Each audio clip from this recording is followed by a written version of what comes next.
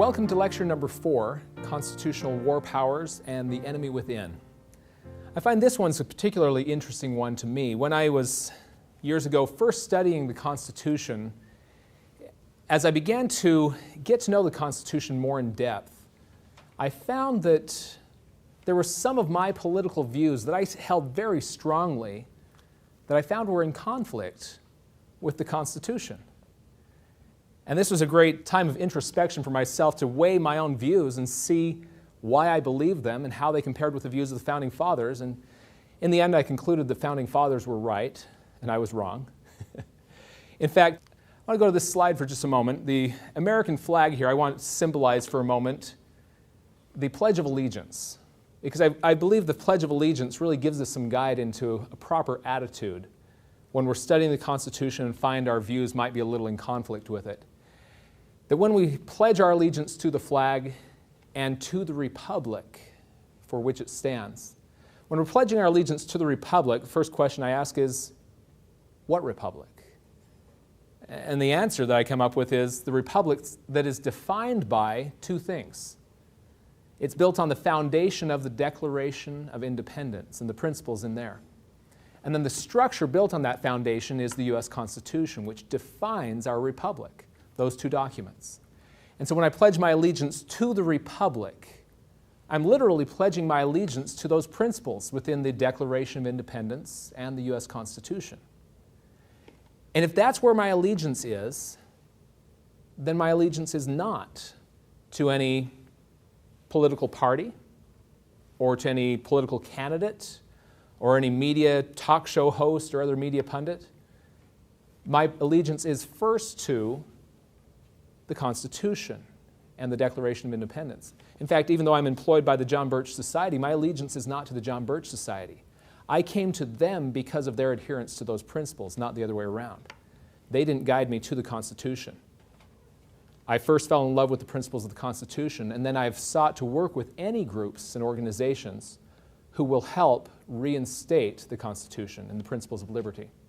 And so if any of the groups or individuals that I've supported ever deviate from that, if I really mean my oath, pledging my allegiance to the Constitution, then I'm sticking with the Constitution.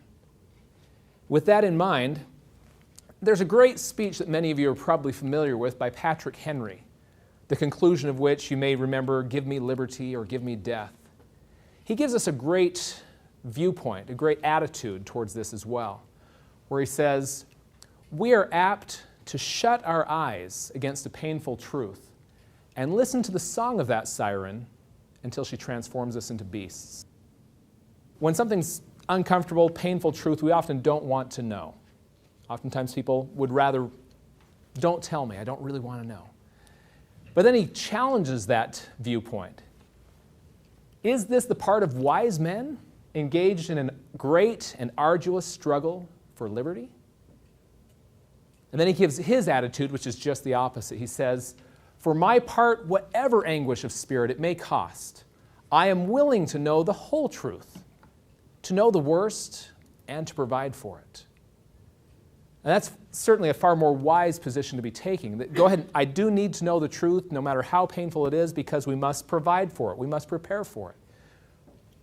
In the case of fighting for liberty, it's important that we understand the principles of liberty, that we can defend them, and that we can recognize those who are hostile to those principles of liberty. I found personally that some people that I had voted for and supported, as I got to understand the Constitution better, I recognized that they are not supporting the Constitution.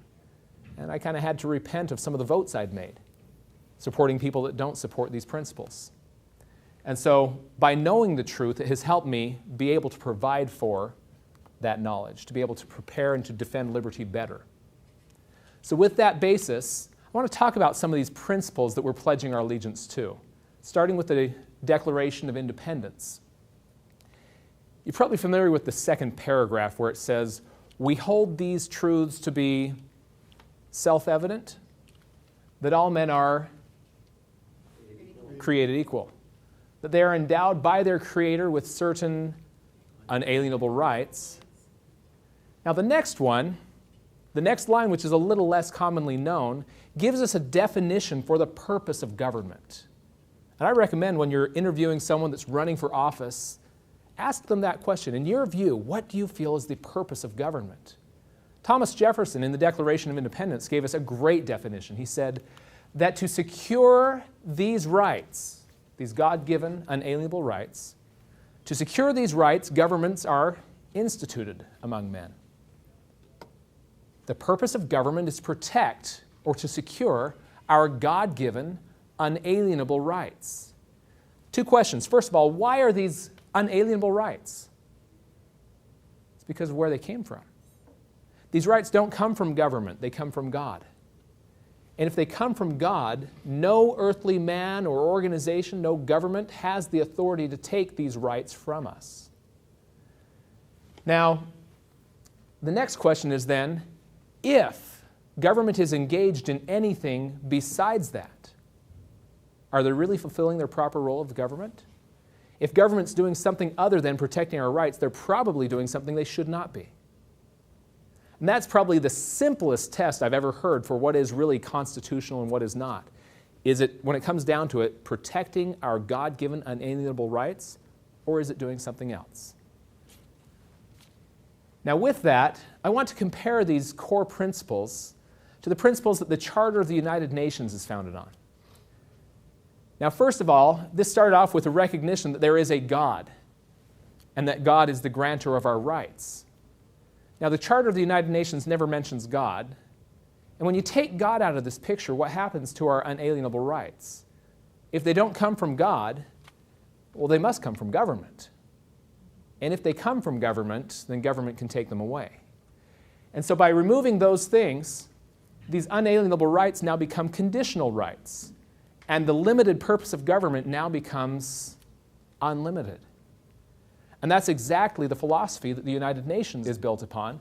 In fact, they have this wonderful charter called the UN Universal Declaration of Human Rights, which talks all about how important your rights are.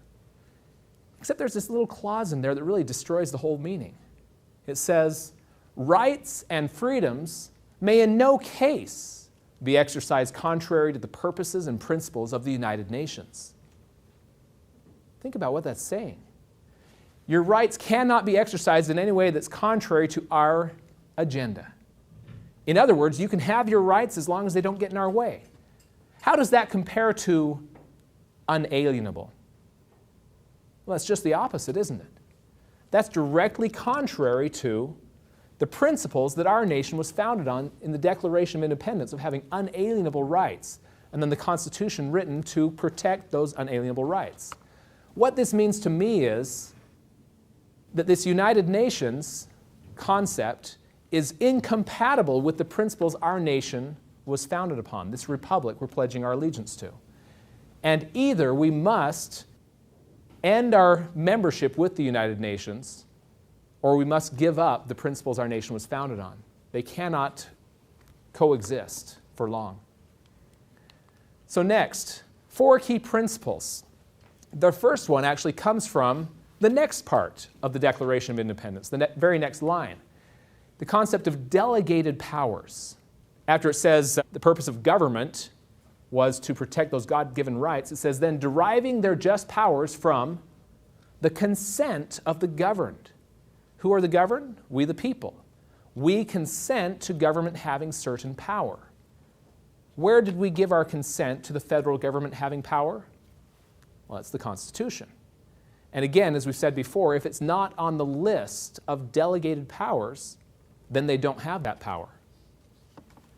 The next concept, enumeration of powers. That's that list. There's the specific list of powers they were given.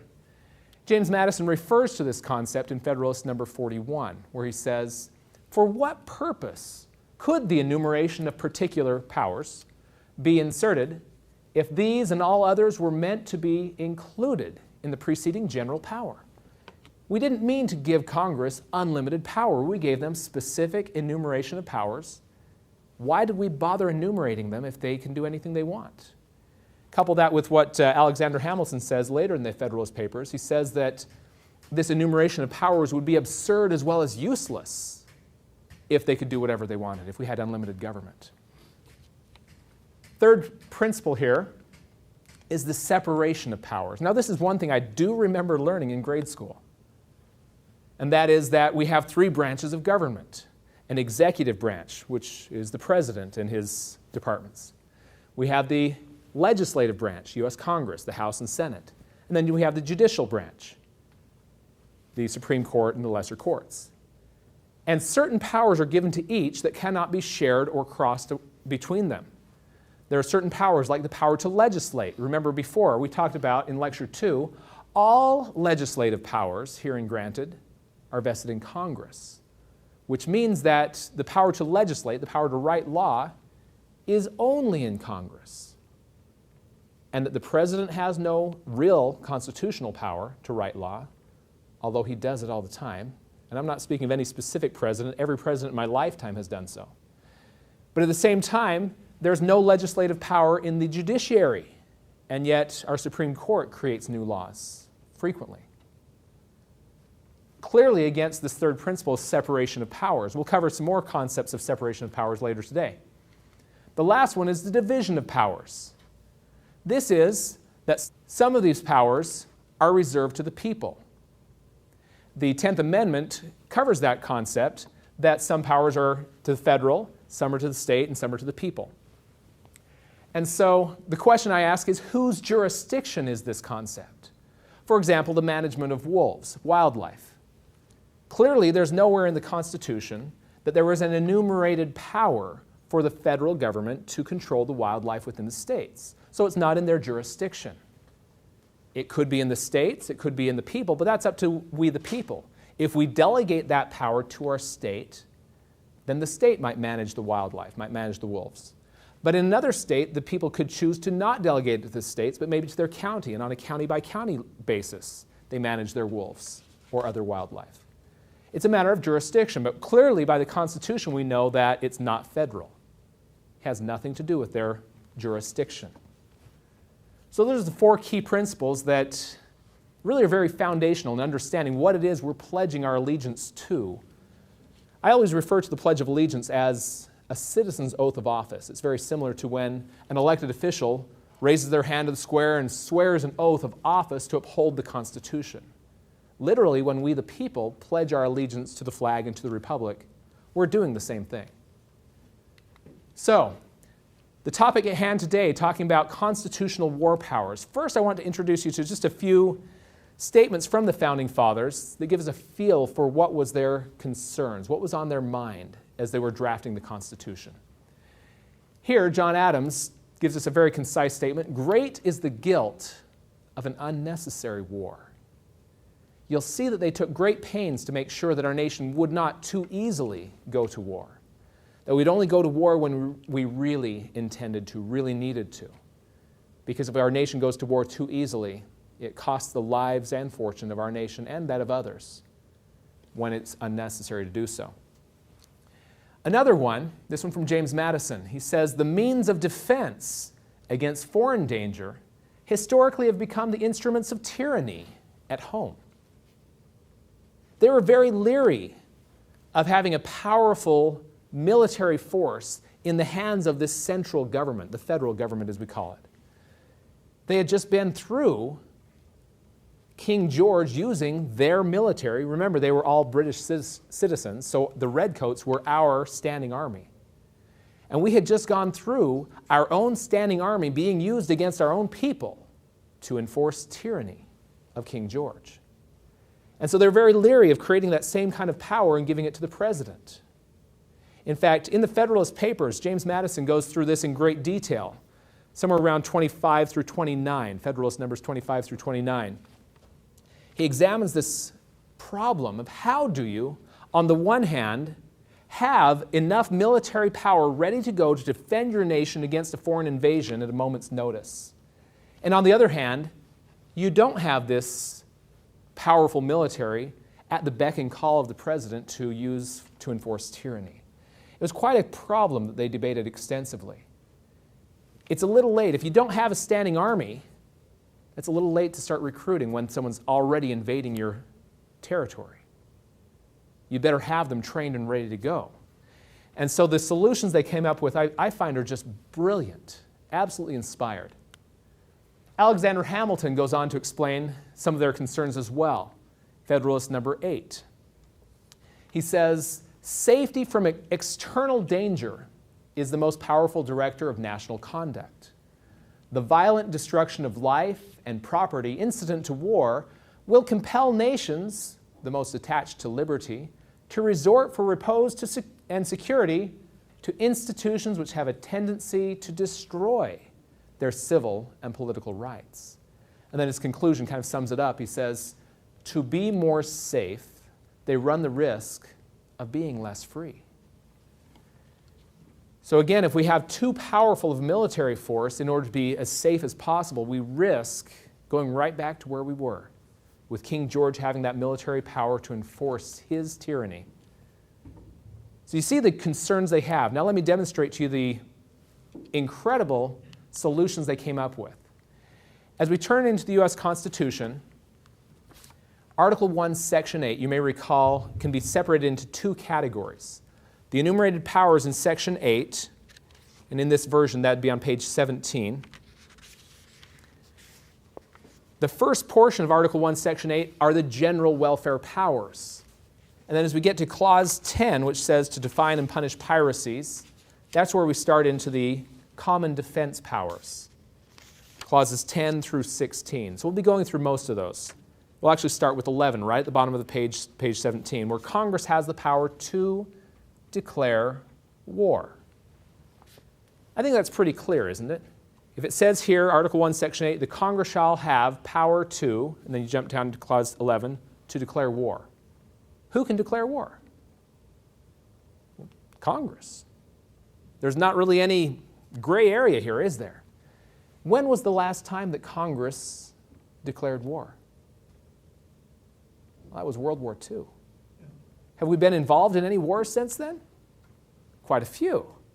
And yet Congress hasn't declared war once since then. How did we get into war without Congress ever declaring war? Well, it's been by circumventing the Constitution. And we'll go into that in a little bit more detail here in a moment. So clearly, though, the power to declare war was given to Congress and not to the President. Since then, it's been the President taking us into war, generally referencing United Nations resolutions that he's enforcing. Looking to the United Nations for his authority. Well, the United Nations doesn't give our President authority over the Constitution. He must abide by the Constitution. That's where his oath is. James Madison, explaining this concept that war-making powers must be held in Congress and not the President, he says he felt that in no part of the Constitution is more wisdom to be found than in the clause which confides the question of war or peace to the legislature and not to the executive department, not to the President. In fact, Abraham Lincoln summed this up very well as he was explaining his understanding of why in the Constitutional Convention of 1787 they gave this power to Congress and not to the President. He's responding here to a letter where someone felt really the President should have the power to declare war, and he's rebuking them. He says, the provision of the Constitution giving the war-making power to Congress was dictated, as I understand it, by the following reasons. Kings had always been involving and impoverishing their people in wars, pretending generally, if not always, that the good of the people was the object. Then he goes on, this our convention understood to be the most oppressive of all kingly oppressions. Wow, that's quite an indictment. He goes on, they resolved to so frame the Constitution that no one man should hold the power of bringing this oppression upon us. But your view, he's referring back to this man that thought presidents should declare war, your view destroys the whole matter and places our president where kings have always stood. Our president is no king. And they clearly understood the tyranny. They personally had experienced the tyranny of a king having the power to declare war and execute the war. That is how King George was able to do it. They wanted to separate those powers. So clearly, power to declare war must be in the hands of Congress to deliberate, to argue back and forth whether or not it's in the best interest of our nation. Now, as we continue on to the next page here, Clause 12, top of page 18, it says Congress has the power to raise and support armies. But notice what it says next. No appropriation of money to that use shall be for a longer term than 2 years. Congress can only appropriate money for this army for up to 2 years, no longer than. They could appropriate it for 2 months or however long they want, up to 2 years. Why did they choose 2 years, by the way? Congress is a 2-year session, and they can only fund up until the next Congress convenes. And then the next Congress can vote whether or not we want to continue funding our standing army. This was clearly intended to make the army a temporary structure, that they raise the army. This isn't a maintain. Notice what it says in the next clause. Congress is to provide and maintain a navy. Very different from the way they're treating an army. The Navy is supposed to be an ongoing, maintained military force. There's no limit to the appropriation of money because we wanted to always have a Navy, whereas the Army was supposed to be temporary. And why would that be? Well, again, going back to their primary concern, a Navy is very difficult to use against your own people to enforce your tyranny. And yet a standing army is very powerful at doing such a thing. They also knew that to raise a navy takes a great deal of time. They wanted to build up their navy and have it as a defense, because a navy is primarily defensive, whereas the army could be used against your people. So now we have the problem, how do you have a powerful military to defend your nation against invasions? Because again, if it's a land invasion, our navy isn't going to help a whole lot. How do we do that? How do we have a powerful resistance against invasion and yet not have a standing army in the hands of the king, or president in this case, that could be used against us? And the solution they came up with, I found, was brilliant. The next part is they have the power to call forth the militia. That was to be our first line of defense. If we don't at that time have a standing army ready to defend the nation, the militia of each state was supposed to be trained on a regular basis. In fact, as we go on to the next part, it talks about that training, but ready to be called forth by the Congress.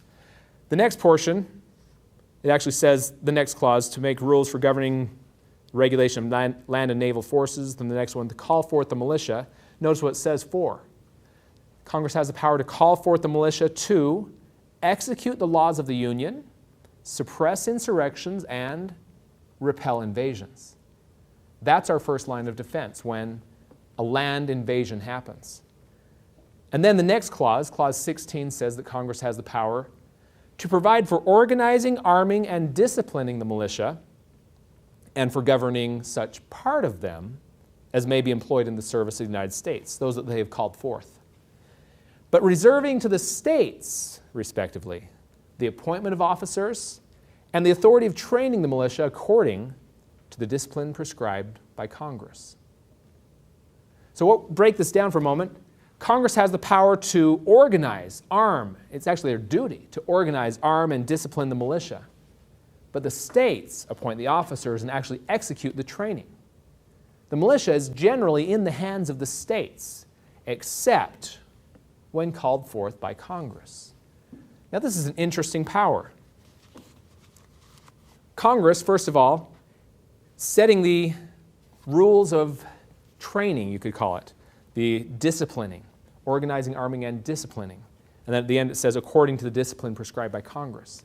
So Congress sets the standards of training for this militia, so that when they call forth the militia from Montana and Arizona and everywhere else, that we're trained to the same standards, and that we don't have 50 different calibers of rifles that we're all using, and they have to figure out, okay, these are the calibers that Arizona needs, and this is the caliber for... It becomes very complex when you have many different states pulled together into one fighting force. And so they set a standard for their training and their arming and so on, so they could easily come together as one, as a defensive force. But for the most part, the power over the militia is in the hands of the states, except when called forth. And by nature of that fact, throughout our history, there have been many times when Congress has called forth the militia and the state has said, no, we don't feel that this is a valid use of our militia. We feel you're abusing your power and we're not sending our militia. That became a check against abuse, didn't it? That Congress would have to raise an army, they don't always have one, And if they want to call forth the militia, there is someone that could intervene there. Very interesting. The power is there, but it's also has some checks against its abuse. Now, the next thing I want to go into is this militia. If you talk to the average person on the street about a militia, they'll think of what they've seen in the news media, of some rogue group up somewhere out in the countryside that got out of control. They got caught making plans for overthrowing our government or whatever else. That's not a militia. They may call themselves a militia, but that's not a true constitutional militia. A true constitutional militia is under the jurisdiction of the Congress and the state in which they reside. They answer to the two of those and are organized by them. In fact, the other answer that I often hear is, well, isn't the militia the same thing as our National Guard? And no, that's not really the case either. Let me demonstrate for you. First of all, I want to point to the Second Amendment. And those that are big gun rights advocates generally focus on the second half of the Second Amendment, that the right to keep and bear arms shall not be infringed. But we miss the importance of the first half of it. A well-regulated militia being necessary to the security of a free state. That's why the people must be able to have the right to bear arms. A well-regulated militia is necessary to our security. Interesting. Let me demonstrate why that is so. By comparing a National Guard to a true constitutional militia, there are many things we could compare. I'll just choose three. First of all, who is the National Guard? Well, it consists of those who choose to volunteer, to enlist. Constitutional militia historically was everyone. Everyone was required to be in their state militia. Every able-bodied man between the ages of, and then it varied from state to state what the age range was, might be 16 to 65 or whatever. Today, with men and women still serving in military purposes, it would be every person, perhaps. Every person between the ages of, 15 or 16, maybe up to 55 or 65, something like that.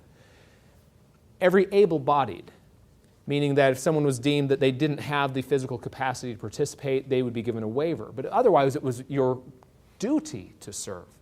And you could be fined for not showing up to your militia training meetings of the month.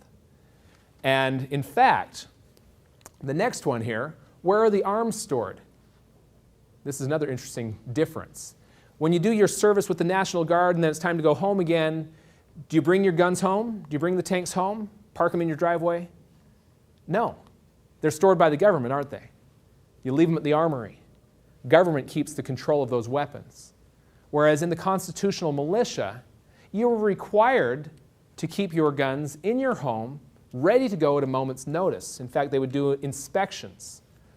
That they would go around home to home and make sure that you had a certain amount of ammunition and powder ready to go in a satchel where you could grab your gun, grab the satchel, and you're out the door. And if you were found unprepared, you could be fined, that you're not armed and ready to go. Very interesting. So here we have the arms stored in the homes, that military power then being with the people.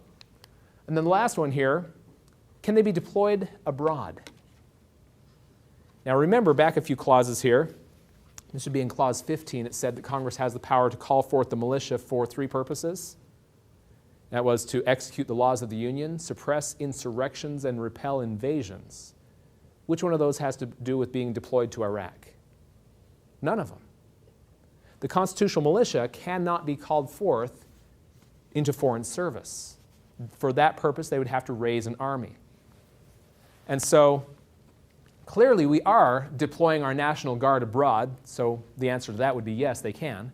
And the constitutional militia cannot be engaged in foreign conflicts. They are a defensive force only.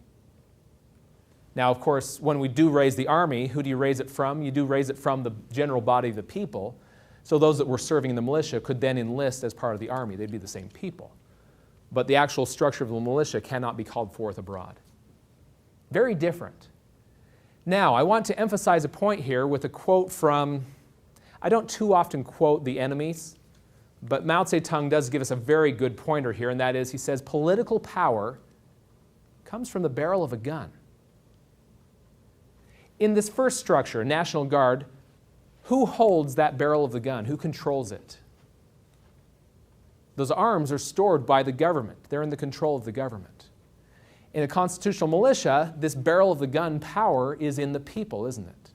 That's probably the most stark difference between a constitutional militia and a National Guard. The political power of the barrel of the gun is in the people here. And if you're in a country where every person is required to be armed and trained on a regular basis with their arms, it would be foolish to invade such a country. Very much. And so you can see why that is the first line of the Second Amendment. The security of a free state is dependent upon having a well-regulated militia. It's very clear why that is now. So going back to prior to 1913, to understand how the war powers all fit together. Because certain things were changed in 1913, it changes the way our war powers work. And then we'll give you a big picture of how it all works together. So first of all, prior to the 16th and 17th Amendments and prior to the Federal Reserve, here's how our system used to work. That first of all, the people here would directly elect our U.S. Congressmen, House of Representatives. And then prior to the 17th Amendment, it was the state legislature which would select our U.S. senators. So the congressmen, the House reps, would answer to the people, the senators would answer to the state. Now very interestingly, let's say the people, like we talked about in Lecture 1, recognize, hey, we can vote ourselves money from the public treasury. We want more money. They tell their congressman, please propose a bill that gives us more benefits from the public treasury. They propose that bill, it goes over to the Senate. The Senate answers to the states. And prior to the 16th Amendment, the federal government couldn't tax the people directly. They typically did their taxing to the state, and the state would tax the people. If they wanted to raise more money, the state legislature would say, I don't know, let's check. Should we increase taxes? They say to their people. And the people say, no more taxes. And so the state legislators say to their senators, don't pass this bill because if we raise the taxes to help you fund it, the people will be upset with us. You see how this works? It makes a nice little circle that checks against the government growing too much. The people in the end have to pay for it anyway. This way, we have our state legislatures that we're directly in contact with, they're closest to the people, saying, we don't want you to raise our taxes. And then they kill the bill. That was a nice structure, kept federal government in check. In particular, applying this to war.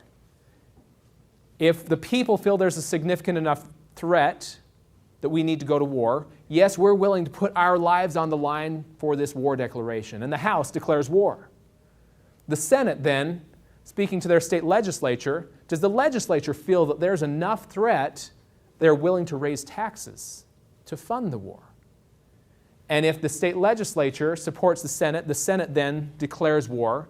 Only then do we get a declaration of war. Do you see how that would be more rare than the way we're doing it today with just the president saying we're going to war now? And then we're going to fund it without anyone noticing? Here's the way it works now. Now that we've passed the 16th and 17th Amendments, the federal government can tax the people directly. The people are electing both our U.S. House and U.S. Senate directly. And the taxes do come directly from us, and the state legislature is totally left out of the picture, aren't they? Now, the federal government asking the people, can we increase taxes to pay for this war? And the people say, no, we don't want any more taxes. What do they do now?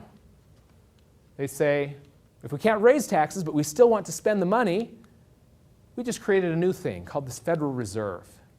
And the Federal Reserve can just print the money, which in effect, as we covered in Lecture 3, still does take the money from the people, but in a manner that, as the quote went, not one man in a million can diagnose. You don't see this tax, it's a hidden tax, but they're still taking our money. It's just a more quiet way of taxing the people. And it's much easier to get bills through because you don't see the resistance from the people. It's much easier to go to war.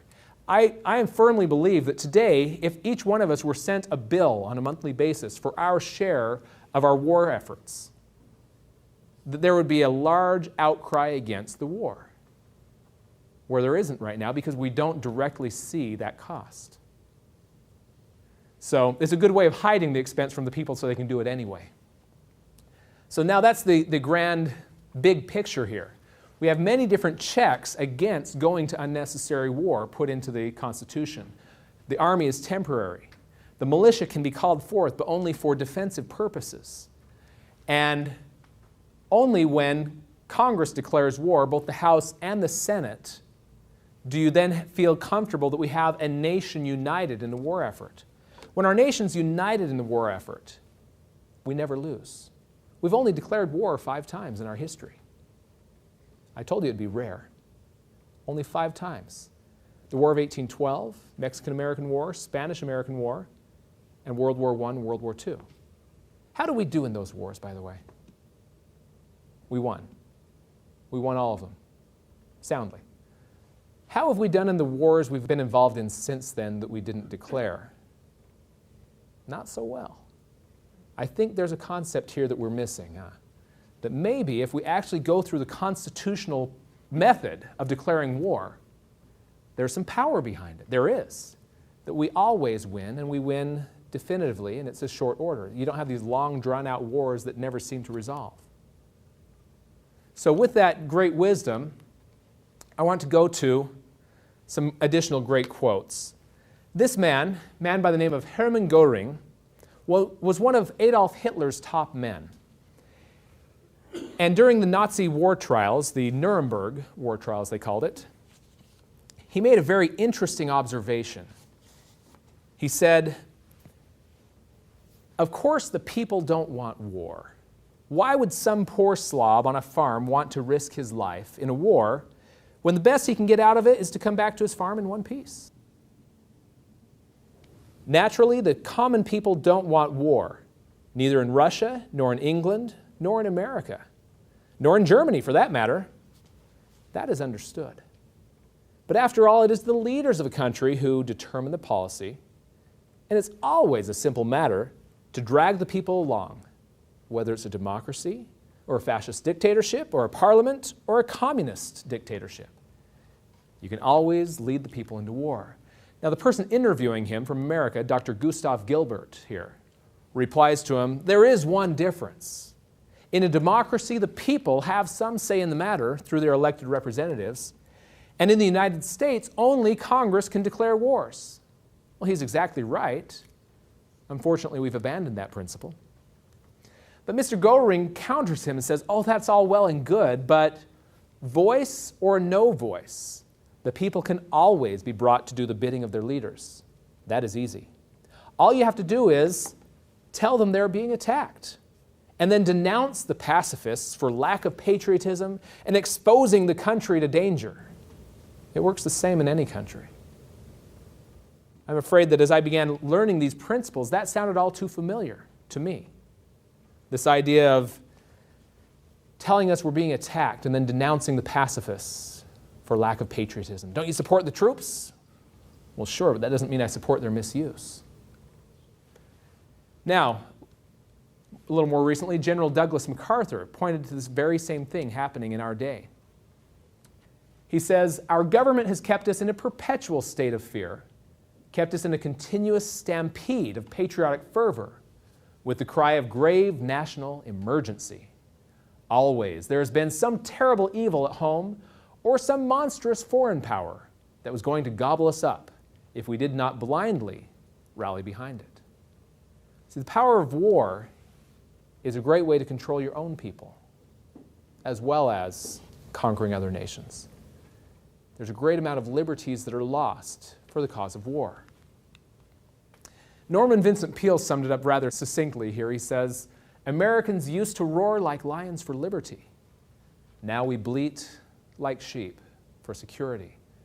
Very much some of the concerns that I pointed out from our founding fathers, that for the sake of security, we'd be willing to sacrifice our essential liberties. George Washington gave us a great warning on our foreign policy here. He says, "The great rule of conduct for us in regard to foreign nations is in extending to our commercial relations to have with them as little political connection as possible." What's he advocating? We should have commercial relations with foreign nations, but to be tied to them as little as possible. We shouldn't have foreign treaties and arrangements and things like that, just free trade. A very simple foreign policy. John Quincy Adams gave us another warning. America goes not abroad in search of monsters to destroy.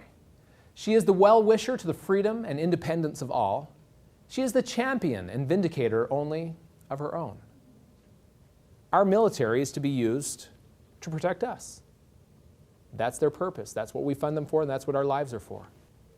Robert Welch, the founder of the John Birch Society, also said it quite succinctly, where he says, "What would be wrong with simply minding our own business?" I like that logic. So, this was the traditional conservative viewpoint when it came to foreign relations and foreign wars. And it continued all the way through the 1940s and 50s, and we began to see a shift as we got into the 60s and 70s. We have, for example, Senator Robert Taft, who was known as Mr. Republican and was very much a non-interventionist when it came to foreign policy, to not interfere with the affairs of other nations, but to freely trade with them. Now, as we come today to modern conservatives, we see a very different brand of conservative. George Bush, for example, here, George W., during his presidency, he signed, toward the end of his presidency, this economic bailout, this stimulus package, and a TARP bill, this trouble relief program to bail out the banks that were too big to fail. Very clearly Keynesian socialist economics, some of the topics that we covered in Lecture 3. That is not the economic theory of a free market system, nor the traditional economic theory of a conservative. He also declared in his defense, "I had to abandon free market principles in order to save the free market." It doesn't sound like he believes that free markets would work. Now, I should also point out that he wasn't trying to save the free market because we weren't working under a free market at the time. The problems that we had were caused by government intervention, and were supposed to be solved by, of course, more government intervention. Next, he expanded the Medicaid prescription drug program, which is clearly socialist welfare spending, and sent American troops to war without having Congress first declare war, circumventing the Constitution. And incidentally, in this process of going abroad to war, what was their purpose? We're spreading democracy. I think we covered pretty well in Lecture 1 the dangers of spreading democracy. It always leads to a socialist state. Is this what a conservative is? I'll tell you, this was about the time when I was beginning to understand that my political viewpoints were in conflict with principles of liberty in the Constitution. I voted for George Bush. And now I'm feeling like maybe I made a mistake. This is not a conservative constitutional viewpoint that he's putting forward. What is going on with a conservative? If he's a conservative, what am I? Because I'm clearly not that. And the problem is he's not a conservative. We're mislabeling him. He's not a liberal, but he's not a conservative. What is he? Well, there's a term that's called neoconservative. When I first heard this, I thought it was just a slur, a slander against certain political viewpoints. It's not. The neoconservative name is actually one that neoconservatives have given to themselves. And over the next few slides, I'll demonstrate to you exactly what they define themselves as. But when you consider George Bush to be a neoconservative, then all these policies fit perfectly with the definition of a neoconservative. So let's see what that is. First of all, their origins. Back in 1972, Irving Kristol, who declares himself to be the godfather, kind of the founding father of the neoconservative movement, Irving Kristol points to their history saying in 1972, the nomination of George McGovern signified that the Democratic Party was not hospitable to any degree of neoconservatism. Only a few of us drew the obvious conclusion that we would have to try to find a home in the Republican Party. But with every passing year, our numbers grew. More and more people migrated from the Democrat Party to the Republican Party because they rejected the George McGovern version of Democratic Party, which was an open embracing of the hippie movement and things of that nature. And so very much we saw a migration from the Democrat Party and an infiltration of the Republican Party, steering the Republican Party in a new direction, that of neoconservative. And again, what is a neoconservative? Irving Kristol wrote a fairly definitive book on the topic called Neoconservatism. In there he tells us, for example, we, the neoconservatives, accepted the New Deal in principle and had little affection for the kind of isolationism that then permeated American conservatism. We'll spend a moment on each of those 2 points, the New Deal and isolationism. First of all, what was the New Deal? Of course, we all know under FDR, he implemented the New Deal, this massive socialist welfare program, really. Created massive government expansion of departments, bureaus, agencies, and deepened the Great Depression of the 1930s. By any free market economist's assessment, it caused the 1930s to be this Great Depression rather than a little blip. In fact, it's an interesting comparison to compare the Great Depression of 1920s, which never happened, but had bigger causes that should have caused a Great Depression than the 1930s did. And by lack of government intervention in the 1920s, we never had that depression. Whereas the 1930s, the government intervention caused it to be much worse than it otherwise would have been. Now, the other part I want to go into is isolationism. He was referring to this isolationism that permeated the Republican Party prior to them invading it. Isolationism is having no dealings with foreign nations at all. You shut down your borders, you don't trade with them, you don't go to war, you don't do anything, you just defend yourself and you're isolated. Now, he was saying that the viewpoints in the Republican Party at that time was isolationist. Clearly not the case. They truly wanted open and free trade with foreign nations. So he was mislabeling it, trying to slander their viewpoints. But truly what the traditional Republican viewpoint was that of non-interventionism, which is very different from isolationism. It is simply staying out of the affairs and wars of other nations while openly trading with them. Now, this concept of war, concept of a just war, I want to go into just briefly. You remember John Adams, great is the guilt of an unnecessary war. The only war that's really necessary is when you're trying to defend yourself in one manner or another, which sometimes might need to be going abroad in defense to finally cut off a problem that's continuing to invade you. But nonetheless, it always must be defensive. It must be formally declared by the proper authority, which in our country is Congress declaring war constitutionally. It must have a just cause. It must be for good reasons and have a good intention of why we're going to war. It must be the last resort. John Adams' presidency, one of his greatest legacies was his avoiding of war with France. How very carefully he walked the line between the two opposing political parties, one wanting him to go to war against France and the other saying, you're not doing enough to appease them. And he walked the line very carefully between those two to avoid war. It must have limited and unchanging objectives. You don't go into war for one purpose and, hey, while we're here, let's do this and this too. That clearly violates number 3, among other things, just cause and right intention.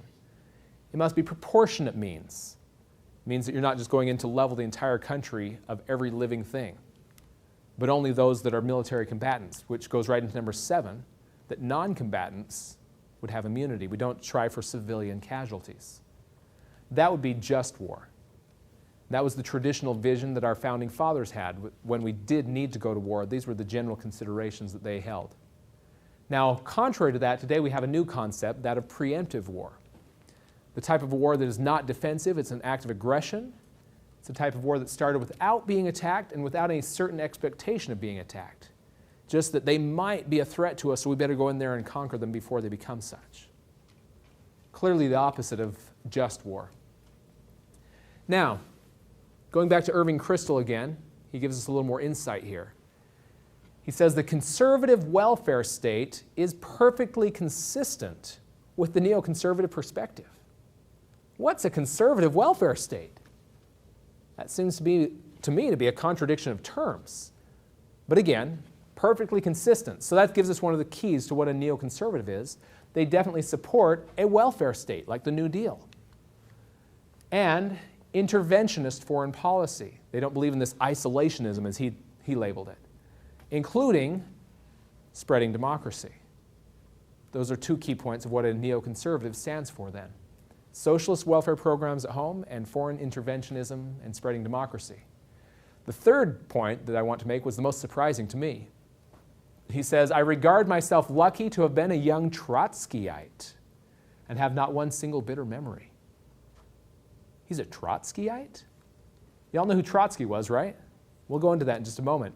John Ehrman, another prominent neoconservative, speaking of the rise of neoconservatism, says the other important influence on neoconservatives was the legacy of Trotsky. In the framework of international communism, the Trotskyites were rabid internationalists, rather than realists or nationalists. Now on this note for just a moment, y'all remember what Nazi stands for? It's for National Socialism, right? Nazis aren't the political opposite of a socialist or a communist. They're very similar in many ways. It's another form of big government. But they were National Socialists, where Trotskyites were international communists. And yet they openly point to Trotsky's international communist viewpoint as an important influence on the philosophy of neoconservatism. So Leon Trotsky, let's go into who he was. Leon Trotsky, first of all, in 1917, he had partnered with Lenin, led to the Bolshevik Revolution, which overthrew Russia and created communist Russia. So clearly he is a Marxist, a communist, and as we probably well know with Russian history, that led to a very dark time in their history. Murder of many of their own people. Thousands and thousands and thousands of their own people. Very brutal, brutal regime. But then Stalin comes along, even worse, murders millions of his own people. Lenin partnered with Stalin for a short time, and they discovered they had irreconcilable differences. Enough so that Stalin issued an extermination order on Trotsky. Trotsky had to flee the country for his life. Now, exiled by Stalin, eventually Stalin's people did catch up with Trotsky in Mexico, and he was murdered. But Trotsky, throughout his entire life, never ceased working for total government. He always was a totalitarian Marxist, just of a different style than Stalin. In particular, and with the separation between Trotsky and Stalin, it divided Marxism into two camps. So those that look to Karl Marx today typically identify with either Stalin or Trotsky as what version of Marxism they adhere to. There's a division now. Okay, so here's our three main points. Socialist welfare programs, interventionist foreign policy, including wars, spreading democracy, that word internationalist was used, and Trotsky-style Marxism defines a neoconservative. I find that astounding. Now here's a few prominent names you might recognize that helped Irving Kristol with this takeover of the Republican Party. One, William F. Buckley Jr., founder of the National Review magazine, and then also Robert Bartley, editor of the Wall Street Journal.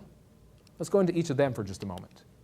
First of all, William F. Buckley Jr. This book here, written by John McManus, president of the John Birch Society a number of years ago, goes into the history of William F. Buckley and his role in helping create the neoconservative movement.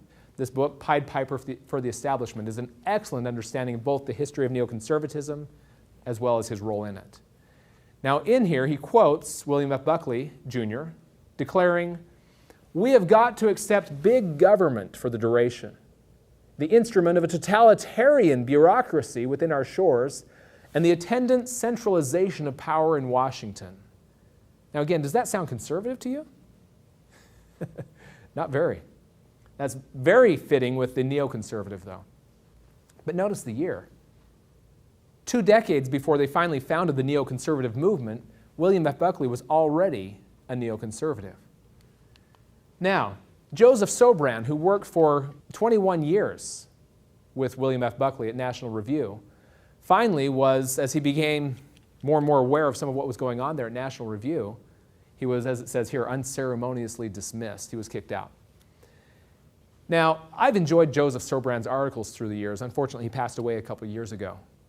But he has always been a very solid conservative, not neoconservative. And much of the National Review has always been truly conservative, not neoconservative. But it was because of that fact that it positioned William F. Buckley to have the ear of true conservatives and to gradually lead them into this new conservative. That's what neoconservative means, is the new conservative, as he redefined it. Joseph Sobran, upon reading this book, William F. Buckley Jr., Pied Piper for the Establishment, he says, "John McManus has gathered together a mountain of damning but firmly documented data about William F. Buckley Jr. American conservatism's longtime intellectual leader has been a calamity for conservatism." As John McManus met with Joseph Sobran, saw he had a copy of the book, wanted him to sign it, he says, "Oh, have you read the book?" He says, "I read it twice." And he starts showing him the dog-eared pages and written in margins. He'd gone through the entire book. and said to him, if only I had known this when I was working for him. The other media personality we mentioned earlier that helped with the takeover of the Republican Party was Robert Bartley of the Wall Street Journal. And this statement, I think, pretty clearly defines his political viewpoints here. He says, Mexican President Vicente Fox suggests that NAFTA should evolve into something like the European Union with open borders. He can rest assured that there is one voice north of the Rio Grande that supports his vision, to wit, this newspaper, meaning himself. Very clearly an open borders advocate. We need to create a globalist union here. Now, the neoconservatives started an organization known as Project for the New American Century back in 1997. And I find it very interesting some of the things that they openly declared were their objectives. First of all, they called for the United States to use our military power to meet global responsibilities. We could summarize that as policing the world.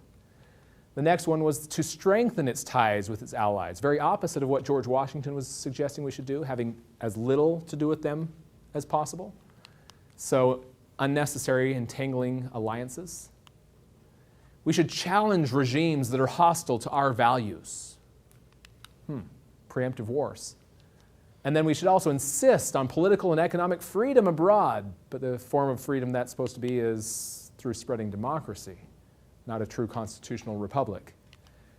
And then they called for the creation of an international order. That is clearly world government globalism. These are the things that the Project for the New American Century stood for. Now, shockingly, the next one was even more surprising to me, and that is that in the year 2000, September of 2000, they declared a need for another Pearl Harbor type event that would galvanize the American people to support their ambitious plans to ensure political and economic domination of the world. In particular, they had plans for restructuring the Middle East. In the year 2000, we need a new Pearl Harbor. And coincidentally, they got their wish almost exactly 1 year later, September of 2001. Who were the signatories? Here are some of the people that signed on to the Project for New American Century. You might recognize especially the top three, Dick Cheney, Donald Rumsfeld, and Paul Wolfowitz. Other names you might recognize as well. I want to focus on the top three because we'll follow them now on what they did next.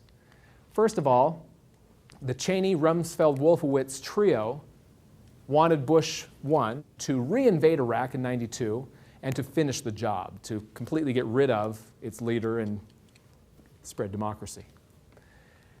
Unfortunately, Bush was not re-elected in '93, so the three formed the Project for New American Century and began petitioning Clinton to do the same thing, to invade Iraq, to topple its leader, and to create democracy. Unfortunately, Clinton was a little too busy with his personal matters. We won't go into that. And Gingrich really didn't ever sign on to this plan either. So along comes Cheney, Wolfowitz, and Rumsfeld, given top posts in with the second Bush presidency, and they were all in positions of foreign policy. They immediately resumed urging another invasion of Iraq prior to 9/11, and finally, with the event of 9/11, they had their crisis for the people their Pearl Harbor event, we could say, for the people to back them in this move. As Rahm Emanuel says, a crisis is a terrible thing to waste. They certainly put it to good use for their objectives, didn't they? Now, George W. Bush, in his presidency, as we mentioned, he selected the three, Cheney, Rumsfeld, Wolfowitz, as topmost assistants. He obtained authorization to invade Iraq from U.S. Congress? No? Oh yes, from the United Nations. That's a little bit contrary to what the Constitution says and what we covered earlier today. Next, forcing democracy on other nations and more socialism and steady escalating indebtedness for our nation. That sums up his efforts under their guidance and direction. Now, interestingly, of these three, Donald Rumsfeld, as we have on their feature article here called Neocon Control, was awarded the Defender of the Constitution Award at CPAC back in 2011. I find that a little ironic considering he was one of the most avid in violating the Constitution And because of the ignorance of many of those at CPAC, he was the defender of the Constitution. I don't mean to speak ill of those that voted for him in this regard, but it just shows that we're ignorant of the Constitution. Even within the conservative side of things here, we're very ignorant of the Constitution and don't recognize those within our ranks that are not one of us, that are working against the principles of liberty. And I was as guilty as anyone. I was a neocon without knowing it. I supported this big government programs, especially the war powers and things of that nature. Next, Mark Gerson.